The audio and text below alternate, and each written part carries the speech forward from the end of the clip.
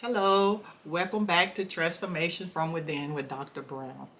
I'm here on our final episode regarding thoughts. I'm going to do a little check-in. How everybody been doing? What are your thoughts? What are your comments? How have you been doing with accessing and taking inventory on your thought life? Yes, I'm. This is going to be the final episode on the foundational framework regarding thoughts.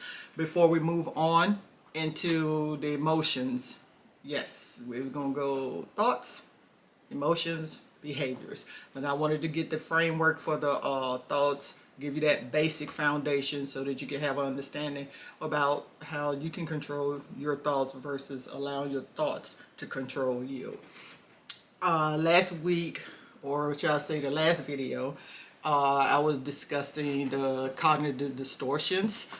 And the ones that I addressed in that video were, I think it was rationalization, overgeneralization, and the all or nothing thinking. And if you haven't seen that video, I would suggest that you go back and watch that one to get a more understanding and in-depth understanding of each one of those cognitive distortions. And then come back and watch this video so you can get an understanding of the remaining ones of the cognitive distortions that we're going to be speaking of today. The first one that I want to start with is discounting the positive.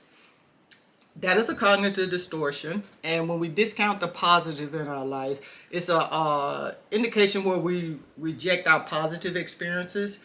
And because you have so many negative core beliefs or negative or pessimistic outlook, that even when a positive experience happens or occur in your life, you're quickly to reject it. And that's what we call you're discount that positive experience. And let me give you an example of that. It's like, say that you're in college or you got a student that's in high school, anywhere that you're taking exams or tests. Say that you've been scoring low for previous tests. Overall, it's like low scores. Then one day come that you get a exam and you score extremely well. You do make 100 or 95 and above, and you score really well. But when you're discussing it with a friend, or you're discussing it with a parent or someone, anyone close to you about the score, and everyone like, hey, yeah, you did so good, you did so well, and you discount it. You're disregarded like, oh, that was nothing. You're disregard that positive experience because you have become accustomed to and aligned and used with the negative experience, that when you have the positive experience, you discard it or you disregard it, and you just discount it. Like it's almost like when you say, oh, that don't count. I don't know if you ever had conversation with individuals where you're having a discussion and you've done something well, or you've had a conversation with somebody that you're giving praise to and you're saying that they did so well and they're good, and you're hearing be like, oh, that don't count. That's discounting and disregarding the positive, discounting the positive. That is one cognitive distortion. And then we're going to move on to one called fortune telling. This one is where you anticipate what's going to happen. It's almost like expecting the worst. With that one, it's like you anticipate that things will turn out bad. So much so to the point that you've convinced yourself that it's already established in fact, even though it isn't. It's not established in fact, but you've convinced yourself that it's established in fact. So it's like fortune telling. I'm anticipating that this or that is going to happen. And that also going along with that what if thinking, which is based in anxiety. What if this happened or this happened? And also you want to be very careful with that cognitive distortion. Once you become aware of it, you want to kind of change that way you're thinking about it, because it's self-fulfilling prophecy going to happen, and that you expect and it happened in your life, which will only help you solidify that negative thinking or reinforce it because it occurred. But it's not only with that fortune telling cognitive distortion, you want to be careful with also aligning yourself to be able to have self-fulfilling prophecies that you may not want to experience. Okay, so that's the fortune telling one, making those predictions.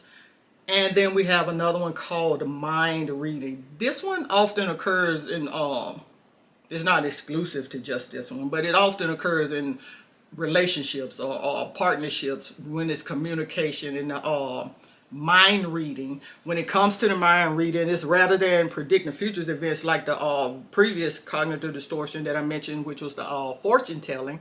It's the one, the mind reading, where you're predicting or have the belief that you have access to the thoughts of the other individual on the other end of the conversation or the communication that you're having. The cognitive distortion involves predicting that you know what someone else is thinking, when in actuality or reality you don't. Let me give an example of mind reading. Say a spouse, either one, the wife or the husband, asks their significant other, how do they look in the dress or the suit? And the individual actually tell you, okay, you look good, it looks nice. But because they didn't respond in the context or in the language that would cause you to believe what they're saying, you predict that they saying, oh, so they saying, I look fat in this dress. Because they just said it's okay, you look good.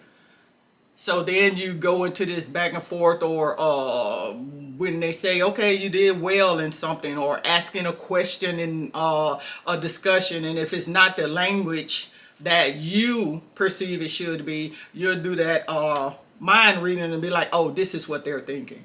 When in actuality, it could be far from the truth. Like if someone's sitting at a dinner table and they're quiet, when you're out on a date or something, you know, they could be preoccupied in their own thinking. But because of their silence, you're reading into it or read their mind and be like, well, they must be bored or something must be wrong because they're not talking. So you ask them, for example, you'll say something like, is everything okay? And if they tell you, yeah, everything's fine, in your mind, you'll still be mind reading like, no, he's like, he or she is lying to me and not telling me the truth because they probably think I'm a boring person, or they probably think that there's no excitement that I have. So you start going into this line of thinking that's really pessimistic off of you engaging in mind reading, which it could be so far from the truth from what they say. So let's try to just take at face value what they say. If they say everything's okay, it's okay. Okay, so we're going to move from mind reading to the should statements, which is also referred to as should thinking. And that one, you kind of confine yourself in that type of thinking. You confine yourself into a box where you're putting so much pressure on yourself, where you have these false or unrealistic expectations on yourself. Where it also leads and it sets you up with them unrealistic expectations. It sets you up for feelings of rejection, feelings of anger, of sadness and disappointment, because you put these grand amount of expectations on yourself.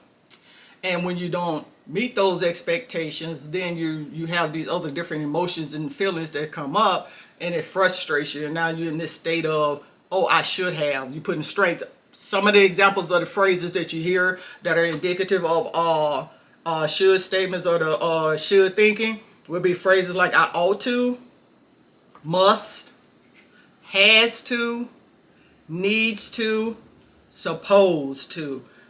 All, if you hear that language, it's not allowing any space or room for you to be able to have any kind of room to be able to move or flow. You have constrained yourself in that you have to, and if you fall short of the have to, then you done set yourself up for all the negative emotions and experiences that come along with it, because you was engaging in that should statements or should thinking, which confines you and it boxes you. You don't want to box yourself into this certain thinking, because then it sets you up for the thinking that you're a failure in different things when you don't meet these unrealistic expectations, which we'll go into a lot of more detail with that in later videos. Okay, and when we move from should statements, I wanted to discuss just a little bit about another cognitive distortion called emotional reasoning. We want to try to stay out of, or have a perfect balance, I'll say. Have a balance between the cognitive side of your brain and the emotional side, the reasoning side of your brain. Because if you're driven by your emotions, which we'll get into grave more detail when we start doing the videos on the emotions, you want to be able to understand emotional reasoning. It's like it's where you assume that your negative feelings reflect the way things actually are. Because you feel it, you think that that's the reality, and it's not the reality. Because you feel something doesn't mean that's the truth and the reality. I feel it, therefore, it must be true. Okay, an example for the emotional reasoning. If you feel like you're going somewhere, I mean anywhere, you could be like at a gas station or out with your friends or anything, and if you're feeling anxious, you because you feel anxious, you automatically equate that to something dangerous is going to happen or something bad is going to happen because I'm feeling anxious. And those two don't necessarily have to be in agreement, but because you're operating in emotional reasoning, thinking that your emotions is giving you valid truths or situations, and that's a cognitive distortion, doing emotional reasoning. Now, another example would be that if you're in a relationship or something or on a job and you like, I'm feeling so sad, I'm feeling like depressed, and you would equate the depressed and how I'm feeling as a reality that the job is a bad job or a place of employment to work because I'm feeling a certain way. The relationship is not good because I'm feeling a certain way, when in reality that could be so far from the truth. So you want to watch that cognitive distortion of emotional reasoning. And we're going to move on to magnification, which is where you exaggerate the importance of a thing, blowing them way out of proportion. This one often can take form in a sort of a form of the fortune telling one that I mentioned earlier, or the mind reading cognitive distortions, and it often takes that form to an extreme though, like to extreme. And just a small example of that one. Say you got your favorite drink, or you're making your morning coffee, or drinking your Coke, whatever it is, juice, and when you turn to leave out of the kitchen, you drop the drink, you drop the container, and you make a spill, right? Okay, so magnification would be you magnify that situation. Instead of it being an annoyance or irritant, you magnify that it almost ruins the rest of your day and how you feel the rest of the day, because you made that incident of dropping your coffee or spilling your drink. Just get a washcloth and wash it up and do whatever you do and go about your day. But when you engage in magnification with the cognitive distortions, you blow it to the extreme where you're angry the rest of the day. People you engaging with the rest of the day or speaking with, you're frustrated. You're upset on your job because it all started with that you just spilled your drink or dropped your coffee. So you want to be careful and identify and become aware of those cognitive distortions dealing with magnification. And our last one is personalization. This one you definitely want to be attentive to in assessing that inventory, doing inventory on your thought life, because it means you're taking it personal. And have you ever heard where people be like, it's not all about you? It's like an incident happened or a circumstance happens, and sometimes it could even be out of your control, or you had a very minimal role in it, and you'll think, of course, oh, this is my fault. You're going to the blaming of yourself and like kind of shift the attention unto yourself and blaming yourself for the things that aren't your fault. Really wasn't your fault, but you're making it and you're personalizing it to yourself. So if you ever hear people saying that an individual, or you say to yourself, to someone that you engage in, that it's not about you, that person probably is operating out of a cognitive distortion of personalization. In the next video, we're going to be moving on to the emotional, giving you the foundation about emotions, and you'll see how it all will start to tie in. If you're keeping up and consistent with the videos, you'll see how it starts to all tie in. And I want to close with Proverbs 4:23. It's guard your heart above all else, for it is the source of life.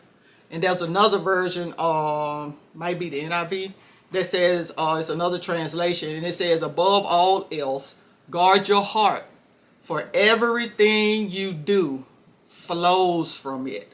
So you want to make sure that you guarding your emotional life, you guarding your thought life, you guarding that and protecting it, because your behaviors and the issues of your life is going to flow from that.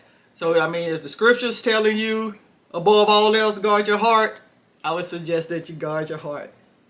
Continue to take an assessment and an inventory of your thought life, and keep that as your foundation as we move into the next video set episodes that's going to be pertaining to emotions. Don't forget, remember to like, comment, share, and subscribe. Turn on your notifications so when the videos are uploaded, you can have quick access and notification of it. And follow me on all of my platforms, and they'll be listed in the video. Thank you, and see you all next time.